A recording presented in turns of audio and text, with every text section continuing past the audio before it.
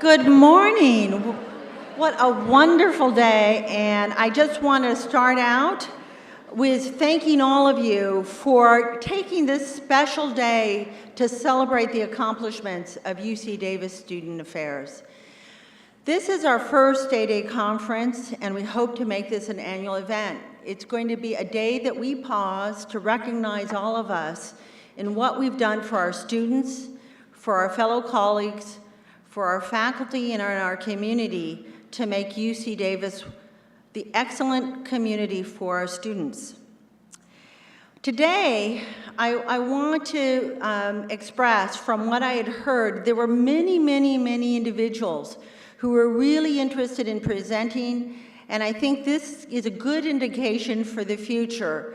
And that the committee that worked very hard, and I need to say under a very short timeline, a couple of months, really when the call came out to present, there was a tremendous response.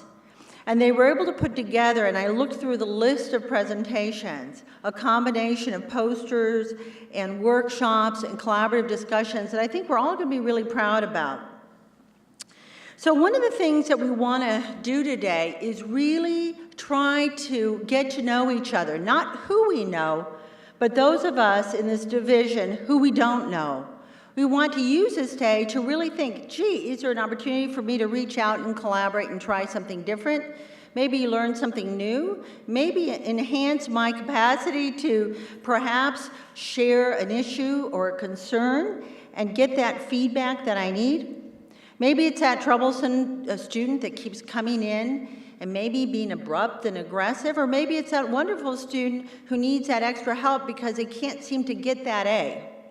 In any event, I think this is a time for us to really enjoy and relax and take the time, because I want you, as you walk through this door, to forget your worries, forget the job, forget the day-to-day, but forget what we're going to become as we work as a team.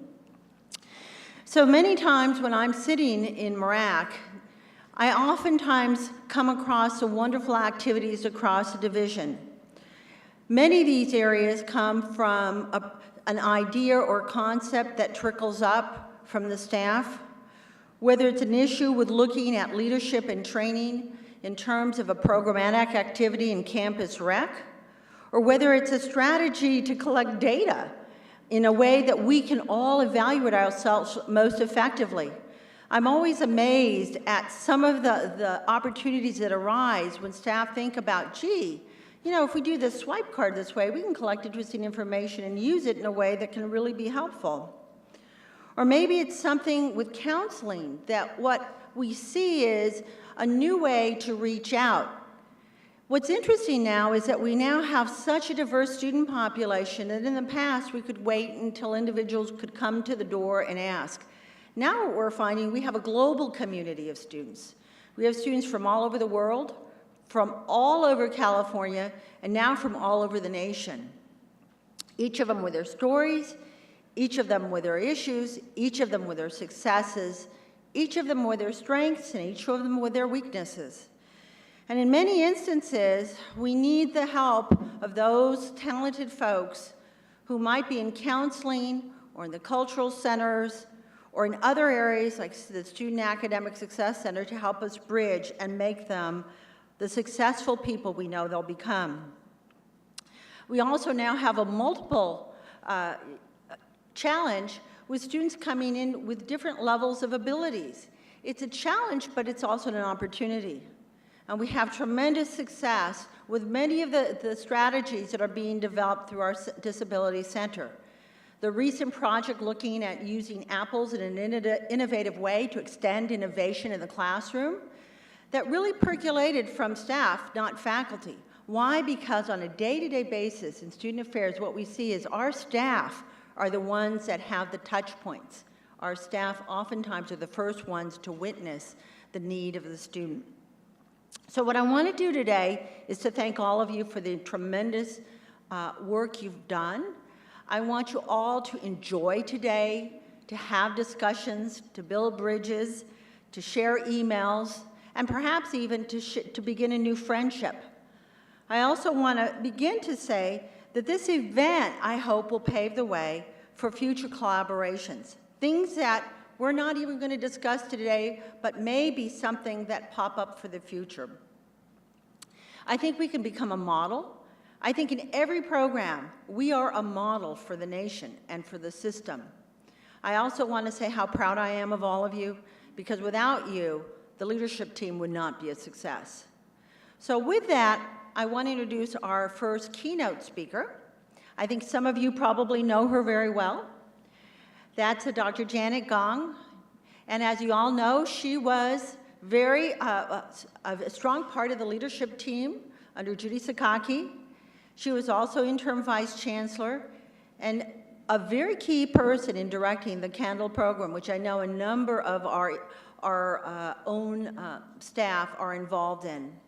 She's been committed to student affairs, has made it her life mission to make a difference in students, and we're very, very fortunate to have her to come join us today and speak to us about her perception of the importance of student affairs and our vision for the future. So thank you, Jan.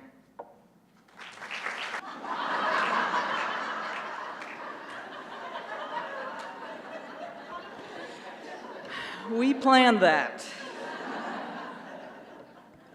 Thank you, Adela. I'm so pleased to be here, but you know the old vaudevillian joke, which is that at my age, I'm really pleased to be just about anywhere. No, seriously, I'm especially pleased to be here with so many former colleagues and friends, and on this important occasion of refreshment and reinvestment and what you have termed rediscovering our passion for life, education, and service. Today is a time certainly for sharing innovations, initiatives, strategies, and tools, all in the noble effort of encouraging our students. I'd like to offer my congratulations to all of you for your participation in this endeavor and for your receptivity to learning, which your presence here exemplifies. And I feel like my people are over there somewhere. It's hard to see you all, but hopefully you can hear me and hope you can participate. I'm especially grateful to the planning committee for asking me to impart a few words of encouragement to you based on my 40 years or so of experience with student affairs and the opportunities I've had to learn even more since being away from Rack Hall and gathering a bit of a faculty perspective from my work with CANDEL, which stands for Capital Area North Doctorate in Educational Leadership. This is a joint program with Sonoma State that UC Davis has hosted for over a decade, and a number of our students are here in the audience today, so I'm pleased to see all of them. I think you'll be happy to know that I've flunked retirement for the last 4 years. I didn't do it very well. I've been working half-time really since leaving student affairs, but it has given me a wonderful opportunity to think about student services from a different point of view. And it hasn't been all work during that time. I've had the good fortune to continue to grow grapes and olives at our family farm up in the Sierra foothills, to travel abroad, to care for an aging parent, and to provide help in raising 2 granddaughters, and I'm happy to say, yippee yippee, a grandson on the way in November. As I was thinking about what to say to you this morning, it occurred to me that now in my life, perhaps more than any other time, I have the opportunity to witness human development from a very personal standpoint and taking into account all of the milestones of life. I watch my grandchildren learn and grow. I see my own children cope with the demands of professional life and work balance and parenting. I watch my husband navigate the new roles of retirement. I haven't killed him off yet, and he hasn't killed me off yet. And I get to care for my mother, who turns 90 this October, as she really tries to deal with the issues of health and memory and independence. It gives me pause to think about these stages of life. Some of you may have had similar experiences in your own families. About these stages of life that we go through. And it made me think a little bit about the students that we work with who are navigating that time between adolescence and adulthood. And I believe that this is the time in all of our lives when we are most receptive to searching for meaning, for identity, for intellectual and professional persuasion, and developing habits of social responsibility. So let's keep that notion in mind. We'll come back to it in just a moment. So in the brief time that I have with you today, and at the request of the Planning Committee, I plan to touch upon 3 particular topics that I hope give you context and relevance for your day today. First, I'd like to direct your attention to some bodies of research that speak to some of the effects that your work in student services have upon students. Second, to reflect on the kinds of developmental outcomes that are at the root of our work, the soul of our work, and challenge you to consider your own part in those developmental outcomes. And then lastly, to remind you of the critical impact and influence that you have on students individually as well as collectively, and then by extension to our larger society. One quick disclaimer. For some of you, this will be new information. For others of you, it will be old and familiar. Regardless of where you are on that spectrum, I encourage you to revisit your knowledge of research and to explore new endeavors of scholarship that you may not be so familiar with. And I ask you to be both a practitioner today and a scholar today, and to think about that as you approach your own professional development. So let's get started. You may be familiar with what has been over 30 years of research that began with Alexander Aston, Vincent Tinto, Ernest Pascarella, Elizabeth Witt, George Koo, and I'm just naming a few of these folks. And over these 3 decades, this body of research has demonstrated clearly that meaningful levels of involvement, belonging to an institution, and engagement, both in the curriculum and the co-curriculum, have positive effects on student learning and on retention. As recently as last year, the 2013 National Survey on Student Engagement, which included over 335,000 students from across the country as its sample, indicated that involvement opportunities, particularly those that are categorized as high-impact practices, have definite positive effects on student learning and on retention. High-impact practices include things that you're familiar with. It's being part of a learning community, perhaps in a residence hall or an honors program, participating in service learning activities, doing meaningful research with a faculty member, studying abroad, taking on a relevant academically based internship, or a culminating capstone experience. And the key characteristics of these high-impact practices are that they demand considerable time and effort on the part of the student. They provide learning opportunities outside of the classroom, and they require meaningful interactions with faculty and peers, and interactions with what is called diverse others. I'm not quite sure about that term, but you can make of it what you will. Taken together, these kinds of high-impact practices are life-changing, quote unquote.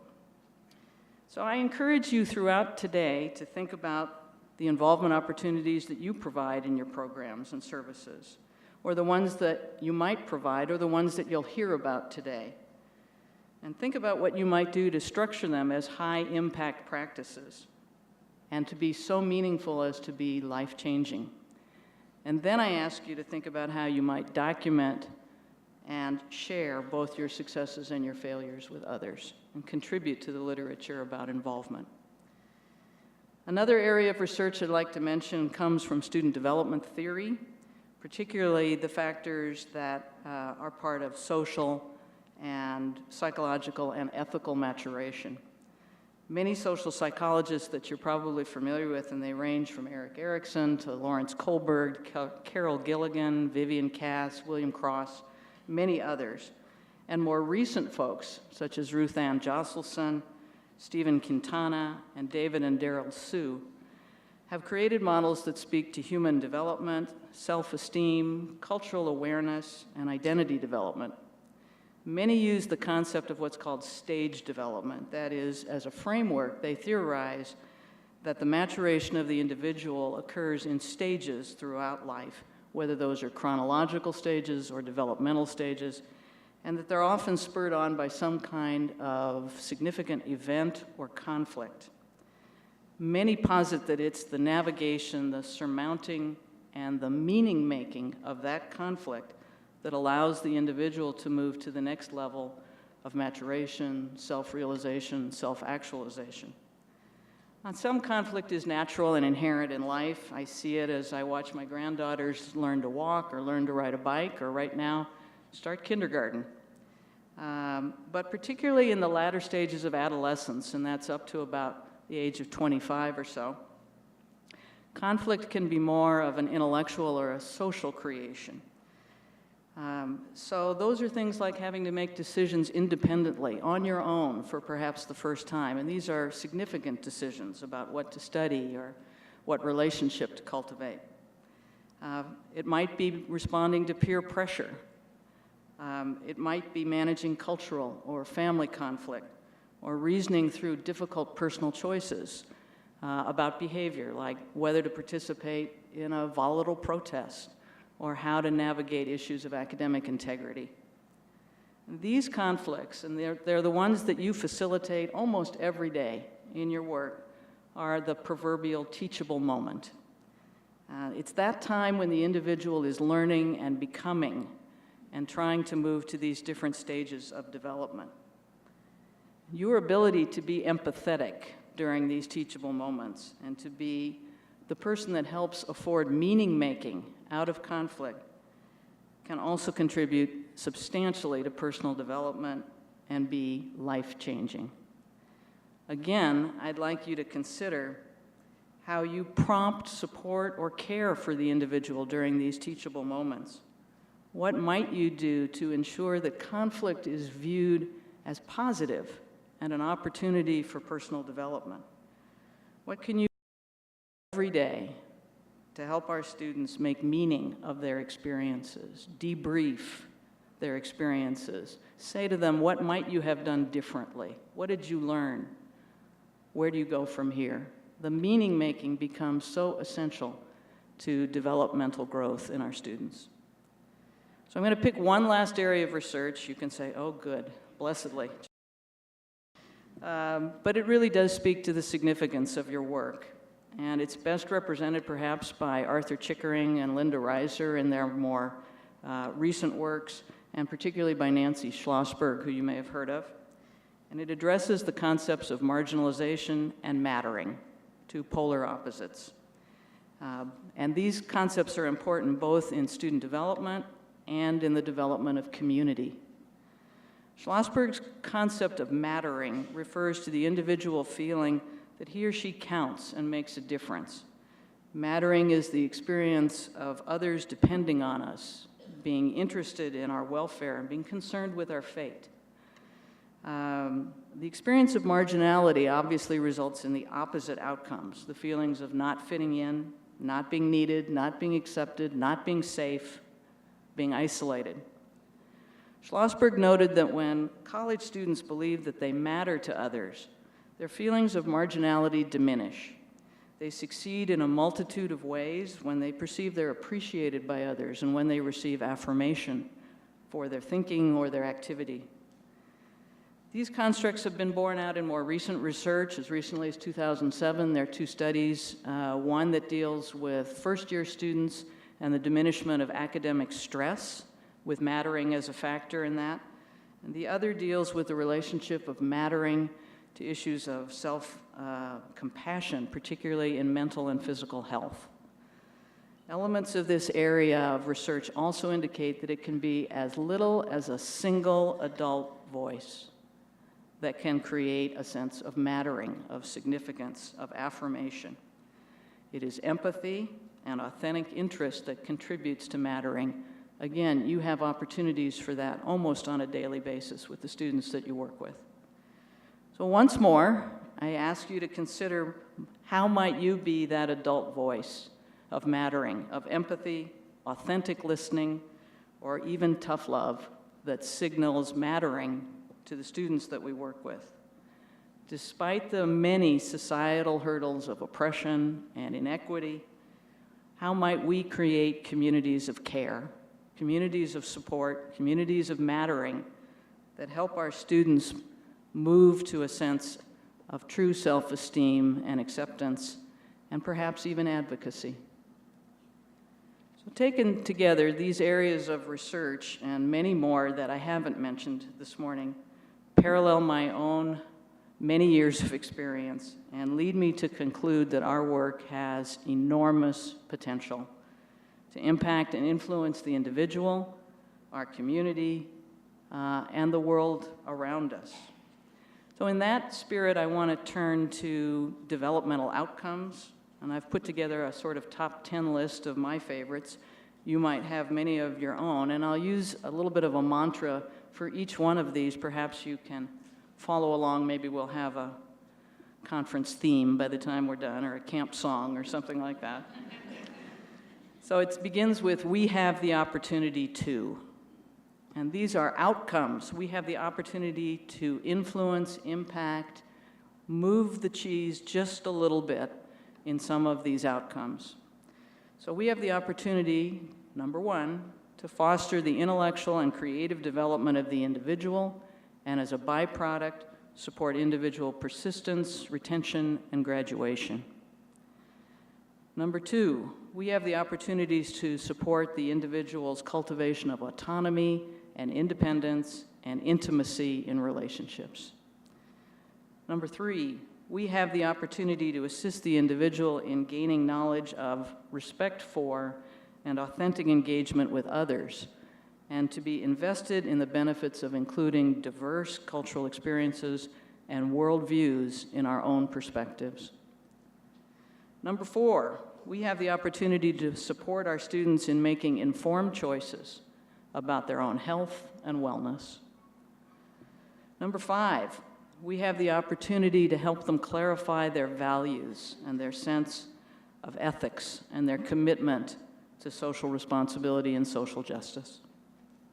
Number six, we have the opportunity to foster experimentation in leadership and career pathing and provide opportunities for purposeful failure.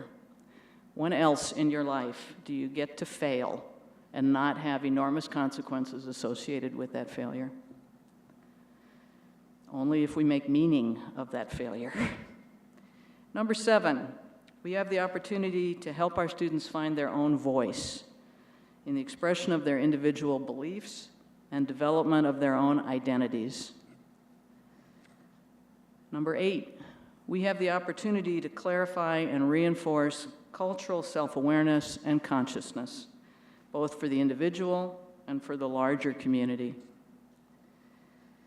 Number nine, we have the opportunity to cultivate participation in service-based learning and offer lifelong lessons in civic exchange and engagement. And number 10, we have the opportunity to foster our students' commitment to innovation, idealism, pluralism, and positive change, and thereby encourage the creation of just and equitable communities. Now, this may seem like an ambitious list of outcomes, and I assure you it is, and we don't work on all of them every day, all 10, but we do work on them, and I think you'll agree that with the majority of our endeavors, we have at least the capacity to impact and influence these kinds of developmental outcomes. Outcomes that will last well into the adult lives of our students. If you really think about it, we have the opportunity to achieve these outcomes every day in big and small ways in your practices. And they range from the programs you develop that have very clear and articulated intentions, outcomes, and metrics, to the actions that may seem inconsequential to you, but I assure you they are not. When you help make a healthcare appointment or resolve an insurance claim for a student who's never had to manage their own healthcare before, it's transformational. When you can be empathetic to a difficult or a distressed student or a parent, it makes a difference. When you can help them debrief from a career-changing internship or study abroad experience, it makes meaning for a student. When you can help them understand the nuances and the processes of an academic petition or give what may seem to you for the 12th time the same advice that you've given to the last student in line. But that student you're talking to is a new student, or a prospective student, or a transfer student, or a first-generation college-going student. It can be transformational. It can signal a sense of mattering, acceptance, and belonging. These interactions have the potential to transform, and you'll never know it except in your heart.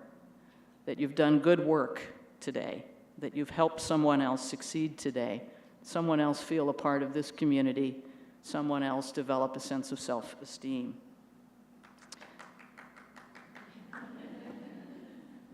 Nice to have someone in the audience. So at the outset, I mentioned that at this point in my life, I have this unique opportunity to look across stages. And it's very clear to me, particularly as I watch my grandchildren and as I watch my mother, two opposite ends of the spectrum, but that these areas of research that I've talked about have application at every stage of life. We all yearn for a sense of acceptance. We all yearn to matter. It's important for us to be involved in fulfilling, engaging activities. It's important to think about how we use conflict to grow and to mature and to reach some sense of tranquility and acceptance in our lives. And it is incredibly important at adolescence, at that time when we are most receptive to learning and becoming and building on the values of childhood.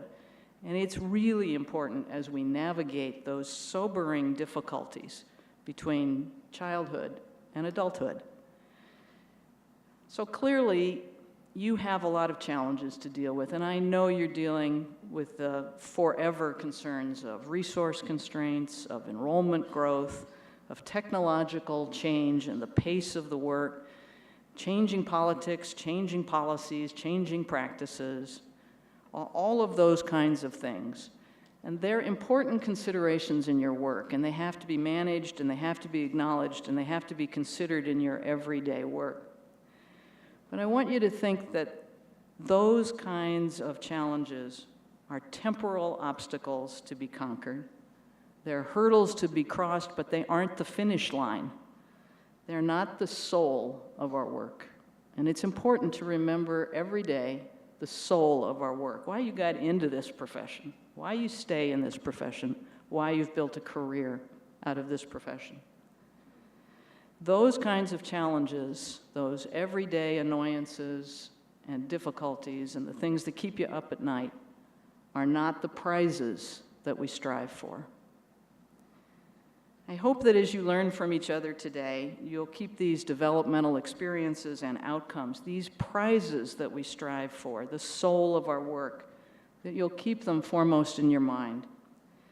I hope that you'll reflect on your own professional commitments and the incomparable, unique gift that you have to have access to these students at this time in their lives. You have an ability to empower others. Don't take it for granted. It's a gift. I hope you'll think about the research that you have before you to plan your activities and assess your practices, and I hope you'll consider how you can add to the field of scholarship in ways that help others do their jobs as well as possible. I hope you'll consider always the critical significance of your work and its proven, documented potential to foster remarkable, life-changing experiences for those you serve. Let me conclude by assuring you, after a lifetime of work from my perspective at least, and I'm biased, I'll admit to it, your work has consequence. Your work makes a difference. Your work changes lives every single day. Don't be dissuaded or deterred or distracted from knowing that and believing that in your heart and your soul. Thank you very much.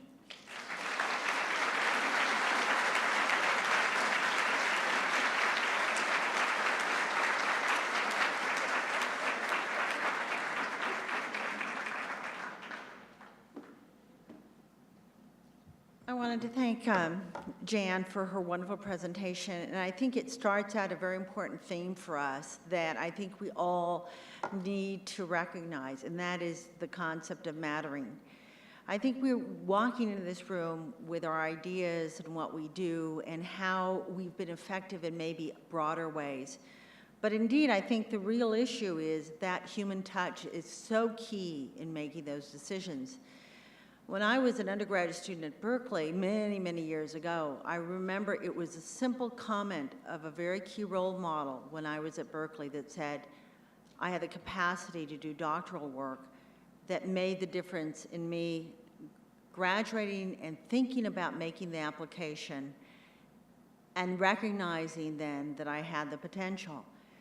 We often think that words aren't meaningful, but words can be wonderful accolades to individuals, or also painful arrows.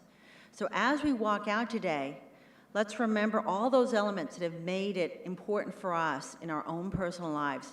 Let's feel those feelings because we know what they feel like, and recognize those are the feelings we can engender every day as we walk out and have contact with our students.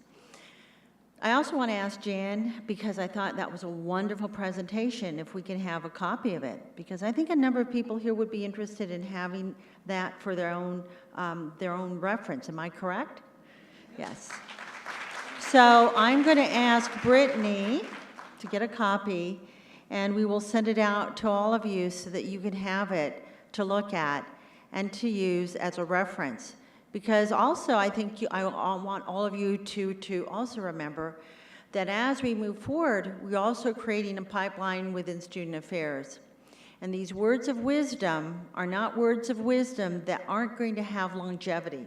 Jan, I think they're going to have quite a bit of longevity, and they're going to be important references for many people in this room. So I want to end today just with the beginning of the conference. We're ending this part of the conference, but the next step is we are going to begin. And Brittany, do you have any guidance for us on the next steps since you've been playing a key role here?